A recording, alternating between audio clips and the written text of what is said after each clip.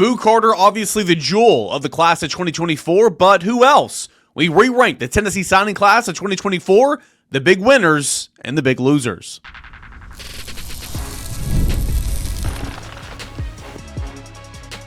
You are Locked On Vols, your daily podcast on the Tennessee Volunteers. Part of the Locked On Podcast Network, your team every day. Thank you. Monday morning, everybody. Welcome into Locked On Vols. I'm your host, Eric Cain. Appreciate you guys for being here, making Locked On Vols your first listen, your first watch each and every single day. We're presented by today our friends over at Monarch Money, where you can take control of your finances with Monarch Money. Use promo code LOCKEDONCollege at monarchmoney.com for 50% off your first year.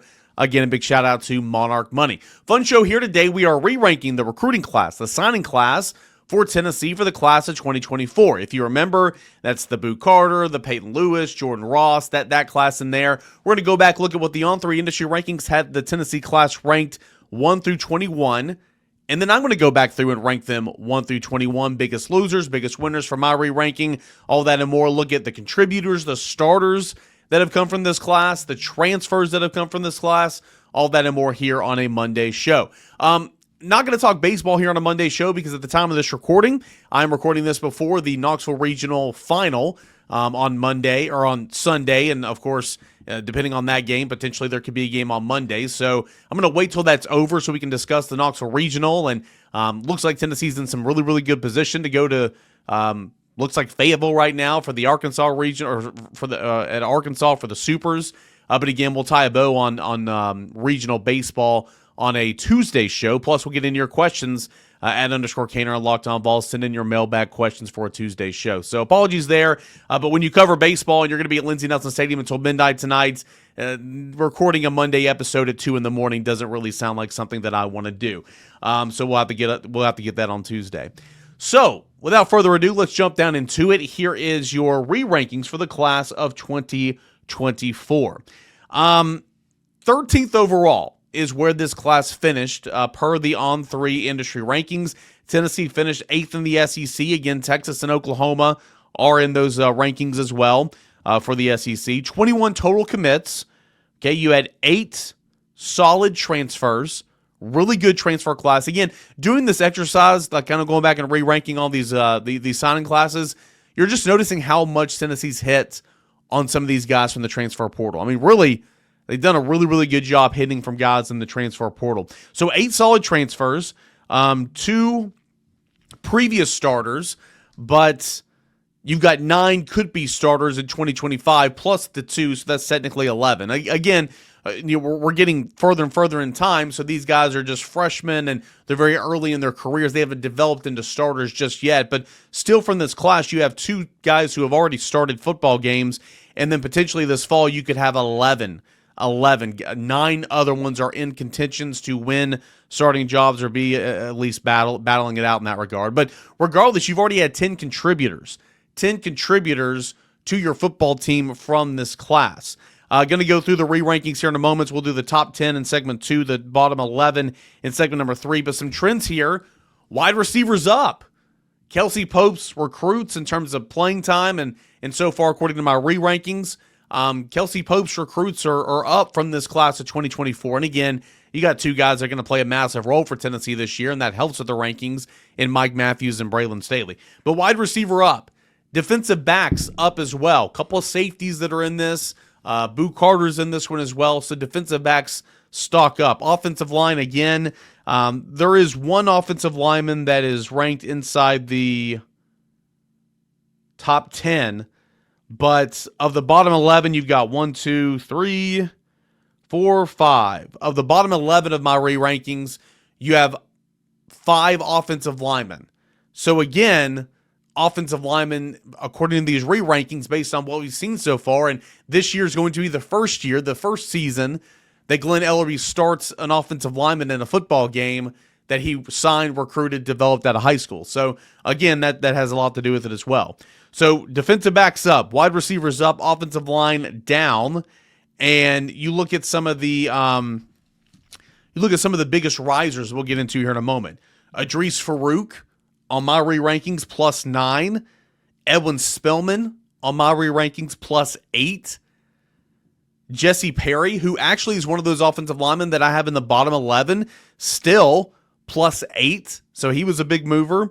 Cole Harrison, the tight end, +7. And of course, Cole Harrison, I think, was the lowest ranked recruit in this signing class for Tennessee per the On3 industry rankings. The biggest losers, okay, would be Bennett Warren so far. He's at -8. And Kellen Lindstrom so far. He is at -7. You look at the way that the On3 industry rankings had this class ranked 1 through 24, and we'll start with a couple of 5 stars, a couple of industry rated 5 stars. Number 1, Jordan Ross. Number 2, Mike Matthews.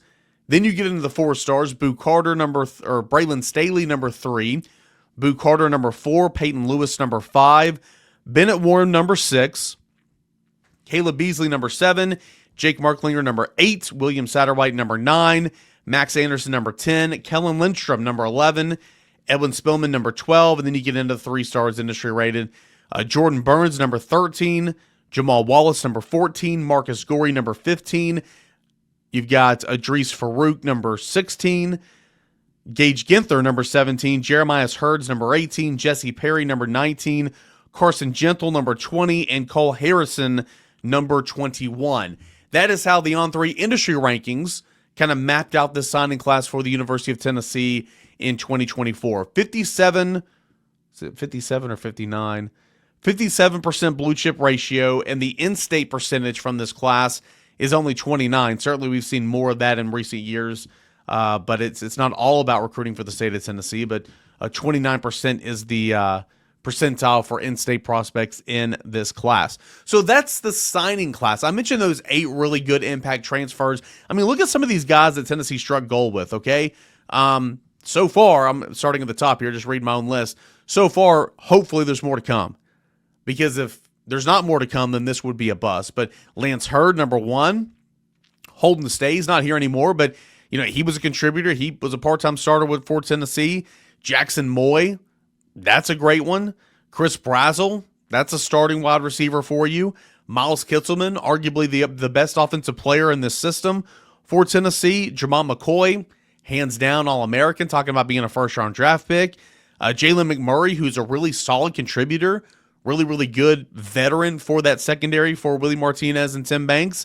And then Jacoby Thomas, who is no longer here, but he was a key contributor for Tennessee as well. Again, these transfers, Tennessee continues to strike gold with these transfers. We mentioned in the class of 2023 re-rankings and all that, there were some big-time transfers in there. Even the 2022 class, that was the transfer portal class of Brew McCoy and so on and so forth. So Tennessee's done a very nice job hitting in the transfer portal. Maybe you could make the case that football's been the most successful out of the transfer portal than even that of baseball. And you see Liam Doyle in the National Pitcher of the Year conversation, Andrew Fisher leading the league, the SEC, in home runs.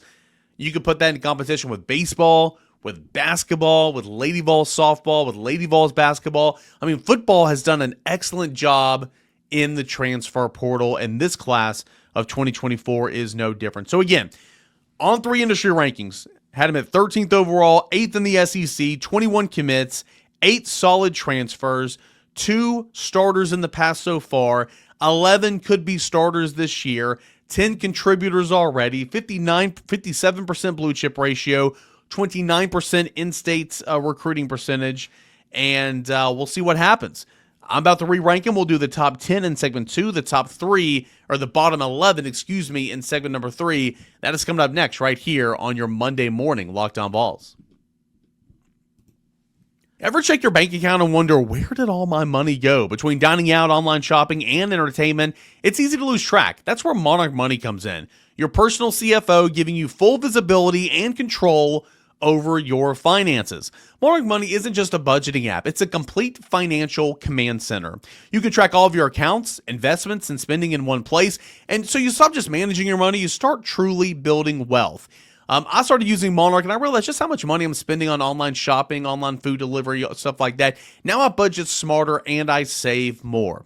Instead of juggling multiple apps, I use Monarch to check my finances, track my spending, even plan long-term goals. So take control of your finances with Monarch Money just like I did, okay? Use promo code LOCKEDONCollege at monarchmoney.com for 50% off your first year. That's monarchmoney.com, promo code LOCKEDONCollege for half off your first year. Check it all out today. That is at monarchmoney.com. All right, so let's dive down into it. Re-ranking the class of 2024 Tennessee signing class, the top 10. Remember, the top 10 for the 24 on-3 industry rankings, this is how it was at the time of the signing. Number 1, Jordan Ross. 2, Mike Matthews. 3, Braylon Staley. 4, Boo Carter. 5, Peyton Lewis. 6, Bennett Warren. 7, Caleb Beasley. 8, Jake Merklinger. 9, William Satterwhite. And 10, Max Anderson. Not a whole lot of shakeups.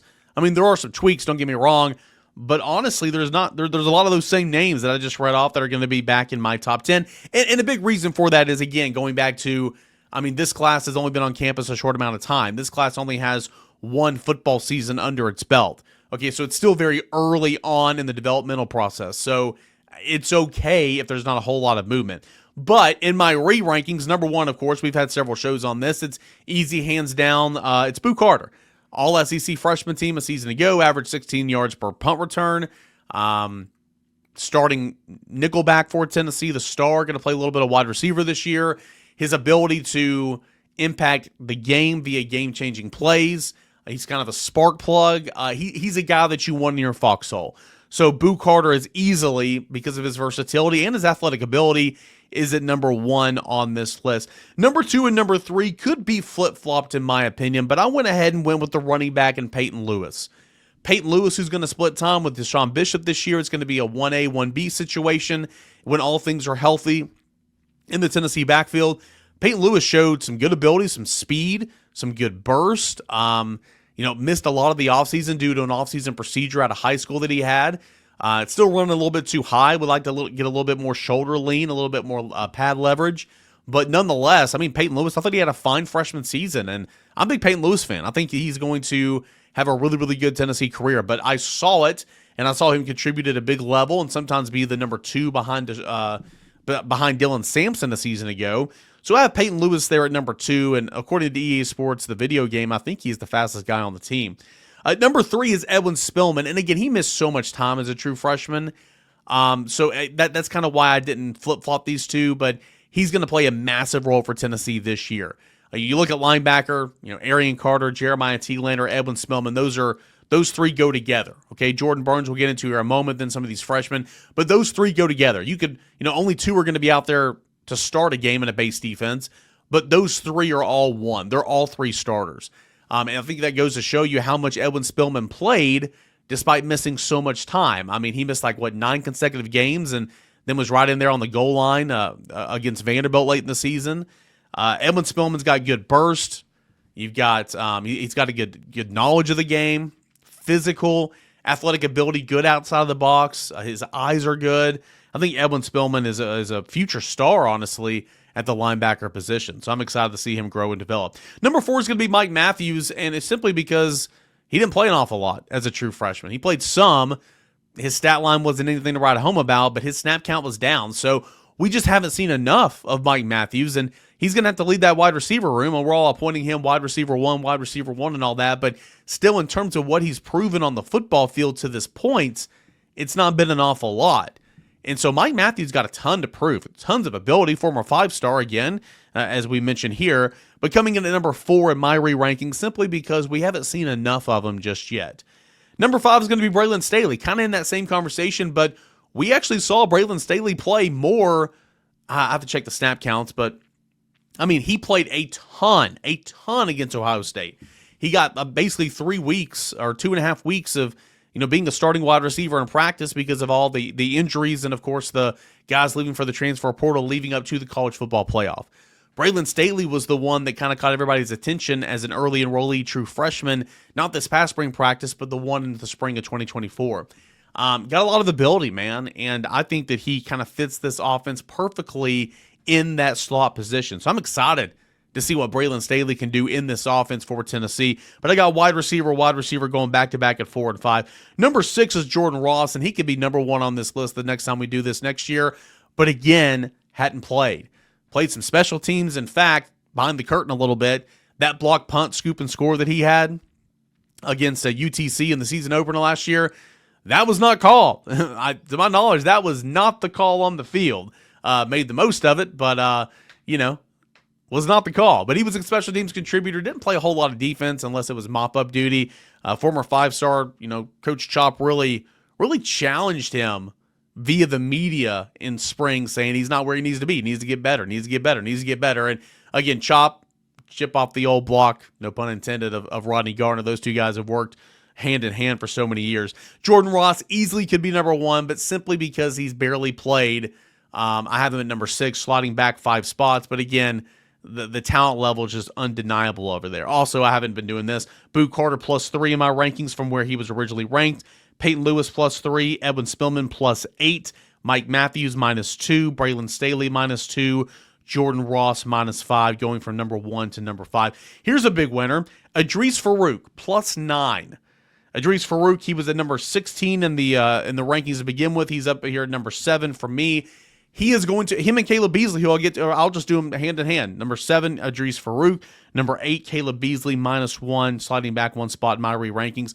Those two guys are going to be playing safety alongside Andre Turrentine.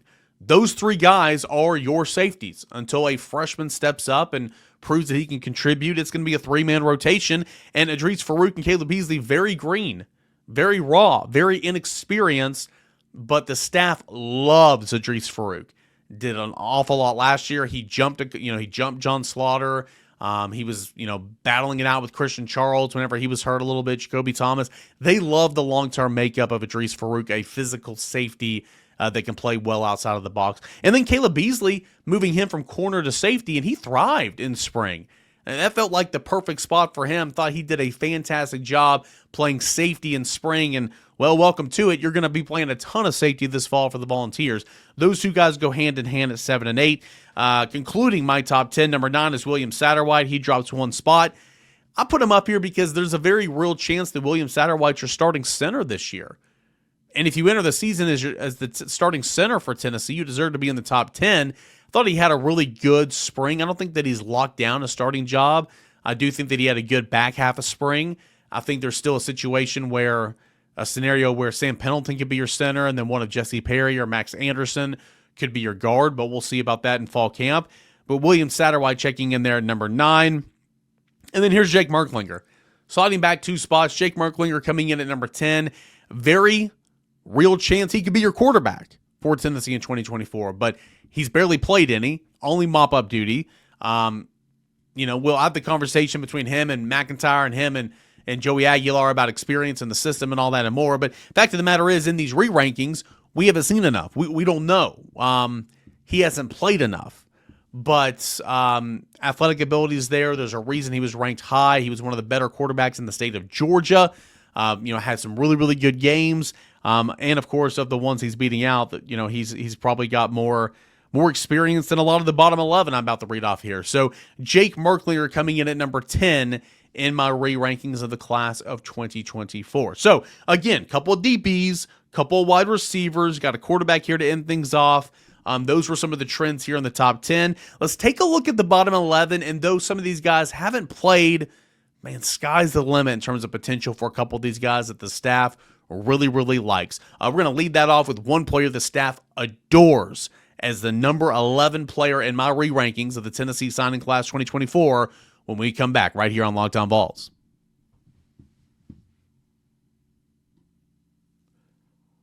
Who's that player I'm talking about that the staff really, really likes, the staff adores, the staff just wants to find a place for him to contribute? That would be offensive lineman Jesse Perry. We live in a world right now where Jesse Perry could, depending on who's your center, Jesse Perry could be your starting right guard.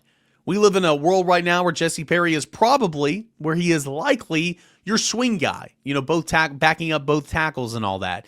Jesse Perry has versatility. He played for an option-based offense, a small school in the state of Tennessee. Pass blocking, the first pass blocking rep he ever did was when he set foot on campus here at Tennessee as an early enrollee after winning a state title as a senior in high school. Learning on the fly. Maybe, I don't know, like sometimes guys that are so raw and like you're starting from ground zero in terms of your ability in one regard of the game, sometimes it's easier than having to like reteach the way you want it for a college coach. And that's the same for a lot of these transfers as well. One coach might teach it this way. One coach might want to teach it this way at your new stop. Same from high school to college. But he has made so much progress. He has gained so much weight, good weight.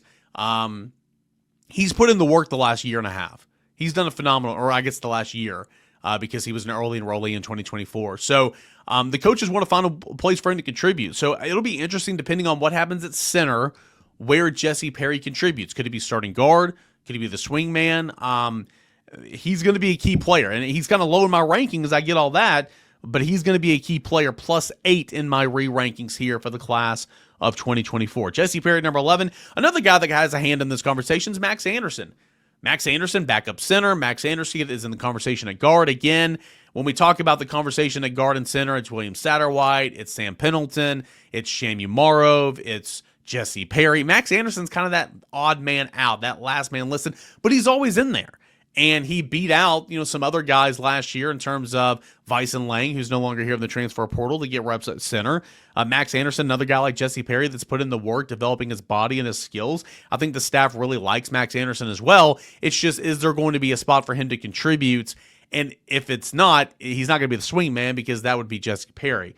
But Max Anderson comes in here at number 12. Again, there's a situation where he is in a real conversation to be your starting guard in the fall. I don't think it'll turn out that way, but he's very much in that conversation for sure. So let's not forget that. Number 13 is Cole Harrison. Cole Harrison, I think Tennessee likes him a lot. I think Tennessee found not a diamond, but a really good football player in the rough, if you will. Like Cole Harrison, if you remember, he was the late commit the night before signing day in December of 2023 for the class of 2024. If you remember, Tennessee had a long-time tight end commit in the class of 2024.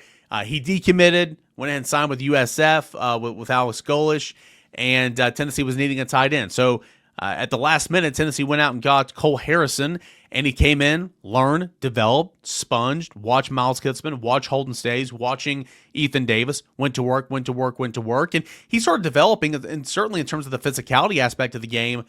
And the coaches really kind of like him where he's at. And so now you have Holden Stays, who left. Miles Kitzelman's here. Ethan Davis is here. Kitzelman dealing with an injury. Cole Harrison got as many reps as he could possibly want in spring.